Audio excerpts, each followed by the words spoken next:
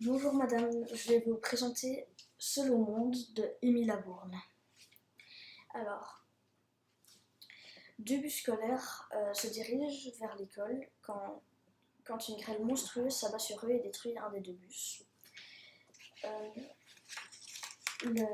La conductrice du deuxième bus va donc mettre ses passagers à l'abri et va aller sauver les élèves qui sont coincés dans l'épave. 14 enfants se retrouvent coincés dans un grand magasin. Ils sont un peu perdus et au bout de leur vie. Ils ne comprennent pas trop ce qui se passe.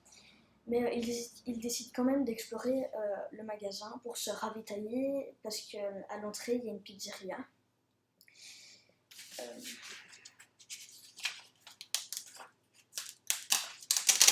Donc, ils commencent à reprendre leurs esprits quand soudain, un violent tremblement de terre et ses répliques dévastent tous les rayons du magasin.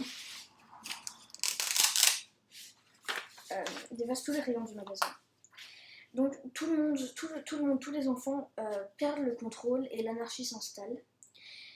Les enfants décident de choisir un chef pour leur groupe de 14 enfants. Et Nico, c'est un scout et il est super organisé parce qu'il a fait des stages de survie. Et donc il est choisi par le groupe pour être le chef. Il met en place un système de tâches et de responsabilités pour chacun. Par exemple, les cabines d'essayage sont aménagées en dortoir. À l'arrière du rayon périculture, ils font leur décharge. Et la cuisine est à la charge de Dean et d'un petit enfant différent chaque jour pour aider Dean. Donc, tout se passe bien, ils ont un petit train de vie. Quand à un moment, ils sont amenés à aller sur le toit pour vérifier l'air conditionné. Et puis, ils doivent aller se laver.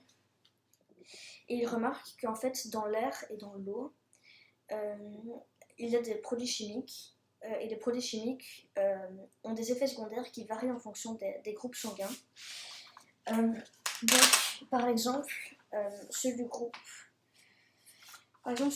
O, ils deviennent ultra violents. Ceux du groupe A,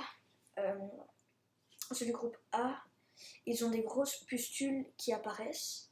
Ceux du groupe B, ils deviennent stériles. Et ceux du groupe AB, ils ont des hallucinations.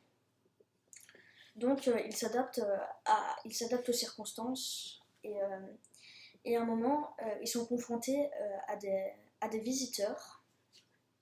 Ils les repoussent tous, à part deux personnes qui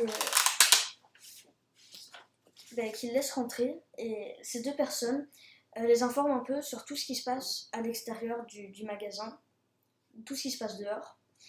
Et les enfants apprennent que s'ils vont à Denver, ils pourront être évacués en lieu sûr.